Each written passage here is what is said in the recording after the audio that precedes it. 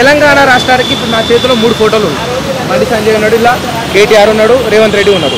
ఎవరు సూటబుల్ నాయకుడు ఈ యొక్క తెలంగాణ భవిష్యత్తుకు యువతకు ఎవరు బెటర్ అని అనుకుంటే ఈ 3 ఫోటోల్లో ఒక వ్యక్తి ఫోటో తీసుకోమంటే మీరు ఎవరు ఫోటో తీసుకుంటారు? నేను రేవంత్ రెడ్డి ఫోటో తీసుకుంటాను. రేవంత్ రెడ్డి ఫోటో తీసుకుంటారు. కెమెరాకి చూపెట్టన్నా. ఎందుకు రేవంత్ రెడ్డి ఫోటో ఎందుకు తీసుకుంటాను, తర్వాత వీళ్ళిద్దరిది ఎందుకు తీసుకోలేదు కూడా చెప్పు.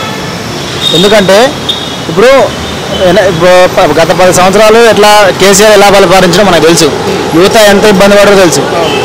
అంతకుముందు వైఎస్ రాజశేఖర రెడ్డి ఉన్నప్పుడు ఎలా పరిపాలించడో తెలుసు. ఆ రాజశేఖర రెడ్డి ఉన్నప్పుడు ప్రజలకు అభిమానం, ఖర్చులు కానీ మనం వాడే అవసరాలు కానీ కొంచెం తక్కువ ఉండే. ఇప్పుడు ఎట్లున్నాయి? గత 10 సంవత్సరాల నుంచి చూసుకుంటే మనం వాడే ఎక్కువ ఏం వాడతాం, పెట్రోలు, గ్యాసు, తిండి, కూరగాయలు, రైతులకు గిట్టుబాటు ధర, మనం వాడుకునేది ఇవే ఎక్కువ. యువత కంటే ఇంకా యువతకు జాబ్స్ అవి 10 సంవత్సరాల నుంచి, గత 10 సంవత్సరాల నుంచి ఏం లేవు. కాబట్టి ఇప్పుడు ప్రజెంట్ ఏం జరుగుతుందంటే ఈయన వచ్చిన కాడ నుంచి, రేవంత్ రెడ్డి వచ్చిన కాడ నుంచి ఇప్పుడు కేసీఆర్ ఏదైతే అప్పు చేసిండో ఆ అప్పుని మళ్ళీ సరిదిద్దుకొని మళ్ళీ ప్రజలకు సేవ ఎలా చేయాలనే ప్రస్తుతం ఆలోచన బట్టి ఉన్నది. కానీ ఇప్పుడు ప్రజెంట్ ఏమున్నదంటే వచ్చిన 100 రోజులలో నువ్వేం చేయలేదు అని విమర్శలు వస్తున్నాయి. వస్తుంది, టైం వస్తుంది. కాకపోతే కొంచెం టైం తీసుకుంటే పాలన మంచిగా ఉంటుందని అనుకుంటున్నాం. కేసీఆర్ కంటే బెటర్ అని అనుకుంటున్నాం. వాళ్ళు అప్పు చేసి పోయినరు, అప్పు ఎక్కువ అయిపోయింది, దానికి అంత అప్పు పూడ్చి అభివృద్ధి చేయాలంటే టైం పడుతుందని మీరు అంటూ ఉన్నారు. కానీ మరి ఇక్కడ ఉన్న కేటీఆర్ కానీ కేసీఆర్ కానీ ఏం చెప్తా ఉన్నారు అంటే నేను అప్పు ఎంత చేసిపోయినా అంతకంటే ఎక్కువనే అభివృద్ధి చేసిపోయినా అని చెప్తా ఉన్నారు. అంతకంటే ఎక్కువ నువ్వు సంపాదించుకున్నావు కదా. అంతకుముందు నీ ఆస్తి ఎంత? కాళేశ్వరం ప్రాజెక్ట్ కానీ ఇతర ప్రాజెక్టులు కానీ కట్టినాక నీ ఆస్తి ఎంత?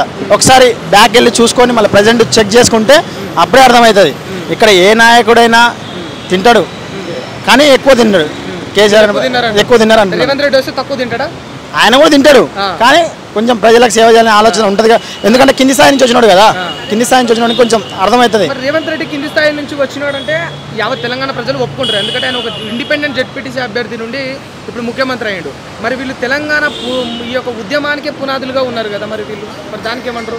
తెలంగాణ ఉద్యమంలో రేవంత్ రెడ్డి గారు కేసీఆర్ కన్నా కేటీఆర్ కన్నా పాల్గొన్నారా? శ్రీకాంతాచారి కానీ ఎగ్జాంపుల్గా తీసుకుందాం.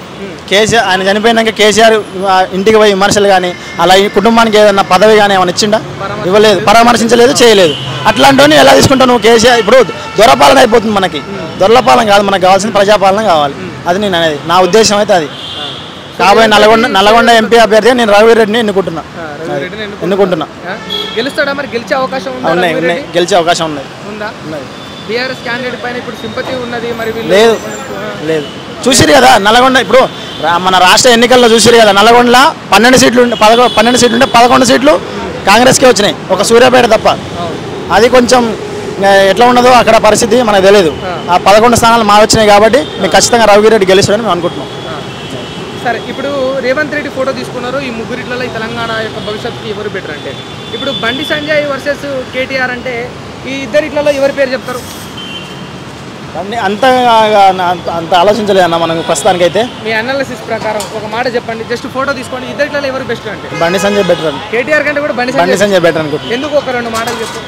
ఎందుకంటే ఈయన కూడా ఏదో చేయాలనే ఆలోచన ఉండే, కాకపోతే మధ్యలో సంథింగ్ తీసేసినారు. తెలంగాణ రాష్ట్ర అధ్యక్షుడి నుంచి తీసేసి వేరే వాళ్ళని కిషన్ రెడ్డిని తీసుకురావడం, కుల మత ప్రస్తావన తీసుకొచ్చడం ఒక విమర్శ అయితే. వీళ్ళు మైనస్ ఏంటంటే అన్న, వీళ్ళు దేవుడిని అడ్డం పెట్టుకొని రాజకీయం ఆడుతున్నారు.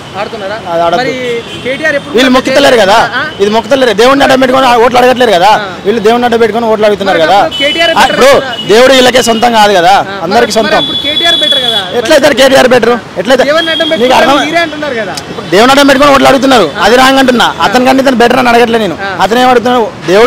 దేవుడు పేరు అడ్డం పెట్టుకోకుండా ఓట్లాడుతున్నారు. ఆ పరంగా అంటున్నాను నేను. వ్యక్తిగత పరంగా బండి సంజయ్ కొంచెం అంటే వ్యక్తిగతంగా ఒక వ్యక్తి యొక్క ప్రవర్తన యొక్క గుణగణాలు చూసుకుంటే కేటీఆర్ కంటే బండి సంజయ్ బెటర్ అనుకుంటున్నాను. అంతేనా?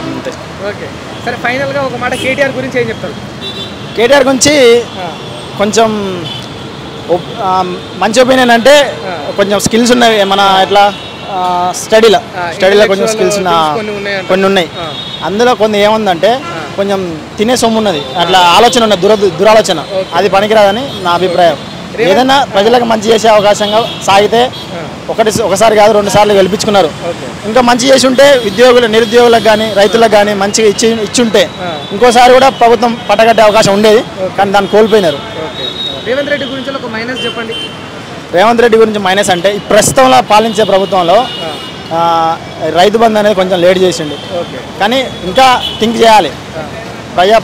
ప్రజల కోసం ఓ పెట్రోల్ ధర కానీ ఇట్లా ఇప్పుడు గ్యాస్ ధర కానీ పథకాలు పెడుతున్నారు. కానీ కొంచెం ఇప్పుడు ఫ్రీ బస్ పెట్టినాడు. ఫ్రీ బస్ కాకుండా కొంచెం ఛార్జీలు తగ్గిస్తే బాగుండేది. మొత్తానికి ఫ్రీ కాకుండా కొంచెం ఛార్జెస్ తగ్గిస్తే బాగుండేది. అట్లని నా అభిప్రాయం.